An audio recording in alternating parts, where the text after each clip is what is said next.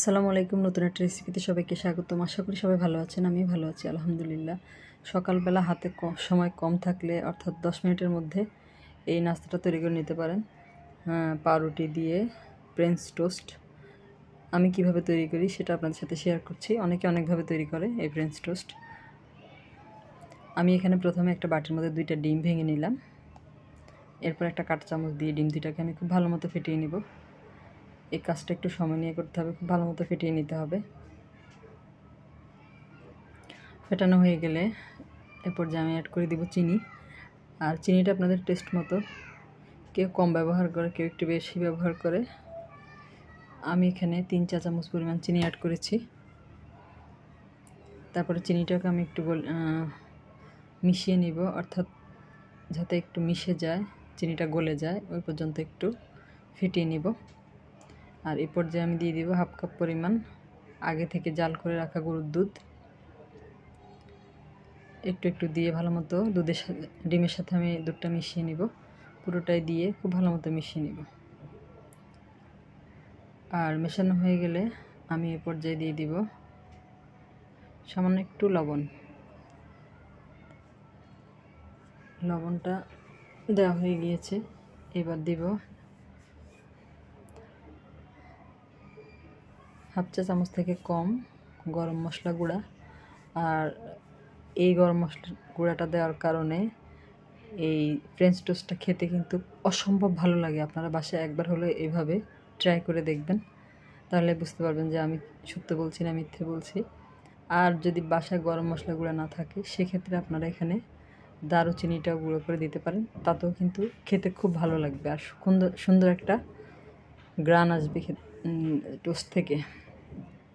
ওটা আমার মেশানো হয়ে গেছে, ওটা আমি একপাশে রেখে দিয়েছি। আর এখানে আমি 4 পিস পাউরুটি নিয়েছি। আমার পাউরুটিটা একেবারে নরম, এটা আজকের পাউরুটি, এই জন্য।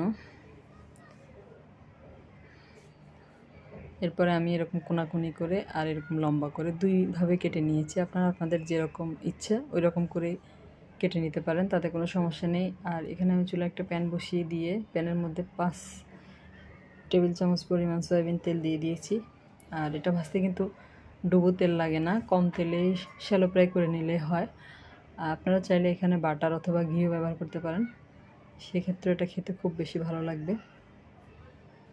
চাইলে বাটার এবং তেল 2টা একসাথে করেও দিতে পারেন, তাতেও ভালো লাগবে খেতে।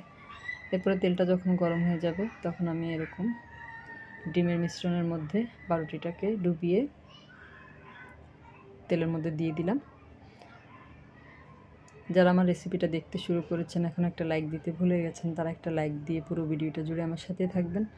আর যারা আমার চ্যানেলে নতুন আজকে প্রথম ভিডিও দেখছেন, যদি ভিডিওটা আপনাদের ভালো লাগে তাহলে আমার চ্যানেলটা সাবস্ক্রাইব করে পাশে থাকা বেল আইকনটা প্রেস করে দিবেন। এতে করে আমি পরবর্তীতে যত ভিডিও দিব তার নোটিফিকেশন সবার আগে আপনাদের কাছে পৌঁছে যাবে। আর যারা ফেসবুক থেকে দেখছেন, নতুন নতুন রেসিপি পাওয়ার জন্য আমার পেজটাকে ফলো দিয়ে রাখবেন। আর যারা অলরেডি এই কাজটি করেছেন, ফেসবুক থেকে দেখে ফলো দিয়েছেন, ইউটিউব থেকে দেখে সাবস্ক্রাইব করেছেন, তাদেরকে জানাই অসংখ্য অসংখ্য ধন্যবাদ। আপনাদের like, comment, share, subscribe, follow আমাকে নতুন করে ভিডিও বানাতে উৎসাহিত করে। মনে হয় যেন আমার কষ্ট সফল হয়েছে। এভাবে আমি একটা পাশ হয়ে গেলে আরেকটা পাশ উল্টিয়ে দিব। আর চুলার আঁচটা অবশ্যই মিডিয়াম লোতে রাখতে হবে, নাহলে কিন্তু পাউরুটি খুব তাড়াতাড়ি পুড়ে যাবে। কালার চলে আসলে আমি এটা উঠিয়ে নিলাম। এভাবে করে আমি সবগুলো ভেজে নেব। আর একটু টিস্যুর মধ্যে অথবা সাদা কাগজের মধ্যে দিয়ে বাড়তি যে তেলটা আছে ওটা ঝরিয়ে নিলে কিন্তু এটা খেতে ভালো লাগবে। এরপরে আমি বাকিগুলোও ভেজে নেব। এইভাবে আমি সবগুলো ভেজে নিয়েছি। রেসিপিটা আপনাদের কাছে কেমন লাগলো কমেন্ট করে জানাবেন। এই যে সবগুলো আমার ভাজা হয়ে গিয়েছে। আর এটা কিন্তু বাচ্চারা অনেক বেশি পছন্দ করে। মাত্র 10 মিনিট হাতে থাকলে এই নাস্তাটা আপনারা তৈরি করে নিতে পারেন সকালবেলা, সকাল অথবা বিকালে। আল্লাহ হাফেজ।